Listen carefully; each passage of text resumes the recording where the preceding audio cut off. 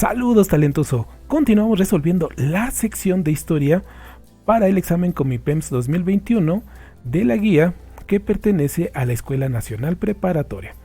Vamos a continuar entonces y nos quedamos en la anterior, en la pregunta 57. Ahora vamos con la pregunta 58, donde nos dicen un efecto negativo, o sea malo, gacho, de la globalización en el medio ambiente se observa en... Y entonces estamos buscando algo negativo, algo malo. Y luego nos dicen la intensificación en el uso de productos orgánicos. Bueno, esto podría ser algo positivo, por lo tanto, esta no aplica.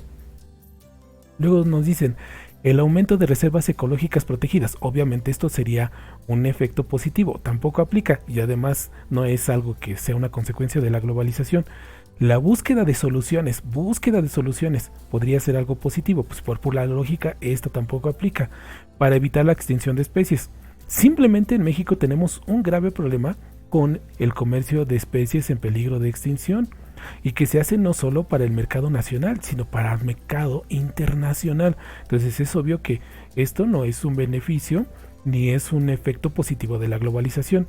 Y luego llegamos un efecto negativo, es decir, algo malo. Y la respuesta correcta entonces es la D, el agotamiento de los recursos naturales.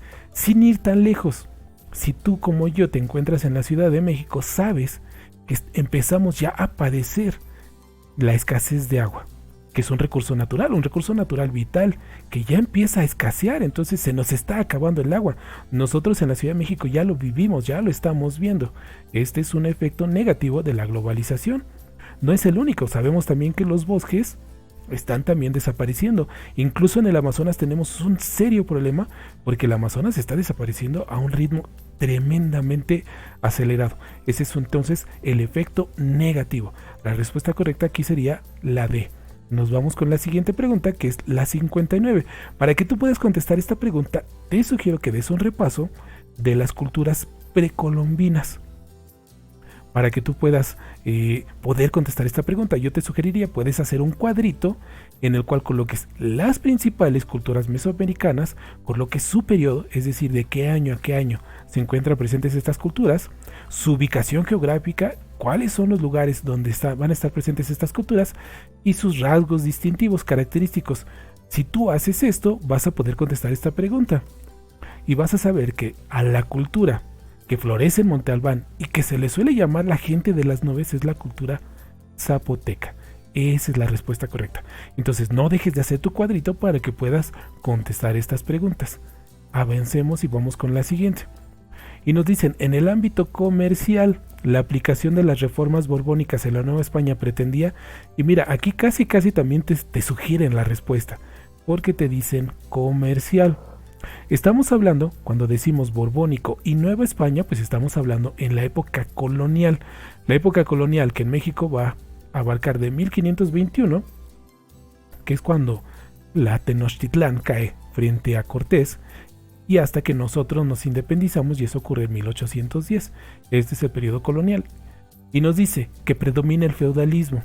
Pues evidentemente esto no puede ser, porque en este periodo justo ya hicimos el cambio del feudalismo al capitalismo, de la Edad Media a la época moderna. Entonces esto no puede ser. Luego nos dicen conservar los privilegios de la aristocracia. Esta tampoco es, porque en todo caso aquí estamos hablando del ámbito social y aquí te dicen comercial, entonces pues esto no va pareado, esto no tiene relevancia. Y luego nos dicen suprimir los monopolios en el comercio. Pues ¿qué crees? Que esta es la correcta. Eso es lo que se buscaba. ¿Para qué? Pues para poder ampliar el mercado, para comerciar con más países. Y luego nos dicen en la siguiente, ordenar el cierre de los puertos. Pues esto sería lo contrario, porque aquí, en lugar de favorecer el comercio, aquí pues te estarías perjudicando. Y las reformas borbónicas lo que buscaban era mejorar las condiciones de la Nueva España. Por eso, esta es la respuesta correcta, suprimir los monopolios en el comercio. Vámonos rapidísimo con la siguiente. Esta siguiente pregunta abarca un periodo de la historia de México tremendamente importante y que yo te sugiero, no solo por la escuela, sino como mexicano, yo creo que es muy importante que revises este periodo que está ocurriendo más o menos, es aproximado entre 1850 finales y 1860. A este periodo le llamamos la Reforma. Y esto va a estar a cargo del presidente probablemente más querido en México. Este presidente es Súper Benito Juárez. Entonces, este periodo yo te voy a pedir que lo revises. Y entonces también prácticamente esto es de sentido común, o sea, no está tan difícil. La primera ley, vamos a poner 1. La ley Juárez sobre los tribunales especiales. ¿Qué es lo que buscaba esta ley? Bueno, en ese momento lo que ocurría es que los militares y los clérigos tenían privilegio, es decir, nadie los podía tocar, nadie les podía hacer nada. Tal cual, ellos podían, y aquí como te dice, hacer lo que se les diera la regalada gana, cometer los delitos y no pasaba nada, nadie les podía hacer nada. Entonces la 1 tiene que ir con la C. Nos vamos con la 2. Nos dice Ley Orgánica del Registro Civil sobre el Estado Civil de las Personas. Porque justo hasta antes de esta época, quien llevaba el control de esto era la Iglesia. Y aquí te dice, era la única institución que tenía información sobre los nacimientos, las defunciones y los matrimonios en México. Entonces se buscó cambiar esto para que el gobierno tuviera el control de cuántos mexicanos nacían, cuántos mexicanos morían y quién se casaba. Y a partir de aquí se instituyó también el matrimonio por el civil. Que mira, estamos hablando de hace más de un siglo, o sea, 1850, más de 100 años, y todavía hay gente que sigue viendo la boda por el civil como la boda chica, la boda por la iglesia como la boda grande. Bueno, así somos. Nos vamos con la tercera, donde nos dice la ley Lerdo sobre la desamortización de los bienes de la iglesia. Cuando hablamos de desamortizar quiere decir, oye, tú ya tienes un montón, tienes mucho, véndelo. Eso básicamente es lo que quiere decir, porque aquí lo que ocurría es que debido a la falta de pago de impuestos por los bienes que la iglesia había concentrado, y eso por pues, los préstamos, las donaciones y los diezmos. Recordemos que en aquel entonces los padrecitos cuando daban los santos óleos le decían, hijo, ¿te quieres ganar el cielo? Bueno, pues déjanos todos tus bienes aquí a la iglesia. Y eso lo que provoca es que la iglesia en un punto tuviera muchas propiedades, mucho dinero. Y además aquí te lo dicen, pues no pagaba impuestos por eso. Y entonces esta ley buscó cambiar eso de ahí. Luego nos vamos a ir con la siguiente, que sería la ley de libertad de cultos. Recuerda que desde que nació México, México nació siendo católico y guadalupano, cosa que no ha cambiado mucho a hoy día. Y aquí lo que ocurre es que únicamente se reconocía y se permitía el culto de la religión católica. Entonces ninguna otra religión era reconocida hasta después de esta época, porque México es pluricultural, es decir, tenemos muchas culturas distintas, muchas fe distintas, muchas maneras de culto, muchas religiones. Tenemos adventistas, evangelistas, mormones, musulmanes, etc. Y a partir de esta temporada, después de la época de la Reforma, se les va a reconocer y se va a permitir el culto. Y pues ya nada más por cualquiera de estas leyes, o sea, ya no en su conjunto, nada más por una, ya Juárez se había ganado el odio de la iglesia. O sea, por eso todavía hoy día Benito Juárez es casi el demonio para la iglesia, porque habría bastado solo con una ley. Ahora imagínate, son 4.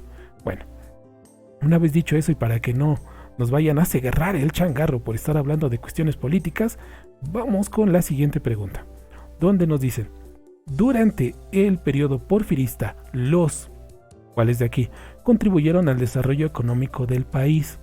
La respuesta es sencilla. ¿Qué va a contribuir al desarrollo del país durante ese momento? Son los ferrocarriles. Tan es así que cuando Porfirio Díaz toma el poder, pues en México casi no había ferrocarril, y cuando Porfirio Díaz termina su mandato, más a fuerza que de ganas, recuerda, por la revolución, ya había dejado una vasta y extensa red de ferrocarriles en México. Y prácticamente todo lo que existe hasta nuestros días en ferrocarriles lo hizo Porfirio Díaz. Y mira que no soy admirador de Porfirio Díaz, pero hay que reconocerlo. O sea, prácticamente todo lo que existe se hizo durante su gobierno. Ya nadie más volvió a tocar los ferrocarriles. Y al contrario, hasta en cierto modo empezaron a desaparecer los ferrocarriles. Porque incluso yo recuerdo que en esta zona todavía había por ahí algunas vías abandonadas que ya después desaparecieron. Pero para no meternos en más problemas, esta sería la respuesta correcta. Nos vamos con la siguiente pregunta, Ok, lo estoy repitiendo, error mío. Es que esta pregunta no se quiere ir. Vámonos, entonces ahora sí que sería la 63. Y nos dice, artículo de la Constitución de 1917. Y cuando nos dicen de 1917, pues es la Constitución actual, la que tenemos en este momento. Y nos preguntan cuál es el artículo que toca el tema de la educación. Para que puedas contestar esto, pues yo te sugiero que también le des un repaso a la Constitución, a la estructura así a grandes rasgos, para que recuerdes que la primera parte de la Constitución está dedicada a las garantías individuales, es decir, a los principales derechos. Y uno de esos derechos es el de la educación. Todos los mexicanos tenemos derecho a la educación básica, Y la educación debe ser gratuita, que eso ya ahorita está un poquito entredicho. Laica, peor, ¿no? Ese asunto. La educación en México creo que en la realidad, en la práctica nunca ha sido laica. Pero el artículo que toca esto es el artículo 3, ese que tiene que ver con la educación. Entonces yo te voy a sugerir, dale un repasito a la Constitución, cuál es su estructura y los principales artículos. Educación, libertad de culto, libertad de tránsito, el del trabajo, pues para que te acuerdes dónde están esos artículos. También tocando el tema de la pregunta anterior, porque ya no te lo mencioné, pues es obvio que te van a preguntar del porfiriato. Es uno de los temas también que tienes que estudiar para tu examen. Tienes que tener muy muy claro cuál es el periodo, quiénes son los personajes y cuáles son las características del porfiriato. Vámonos con la última pregunta de historia. Y nos dicen, principal objetivo de la creación del Tribunal Electoral. También esto es casi de sentido común, ¿no? Cuando nos dicen Tribunal Electoral, ¿qué va a resolver?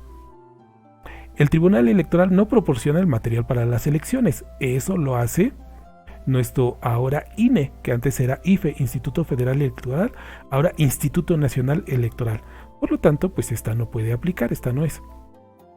Informar a la población quién ganó en las elecciones. Hasta antes de esto lo hacía la Secretaría de Gobernación, pero ahora quien lo hace, como lo acabo de decir, es el INE, y eso debido al tremendo fraude que ocurrió en 1988, que lo único que hace distinto a este fraude es que ya se reconoce oficialmente, porque yo creo que todas las elecciones en México han sido un fraude, pero bueno, ya le voy a bajar porque no vaya a ser que nos cancelen el canal.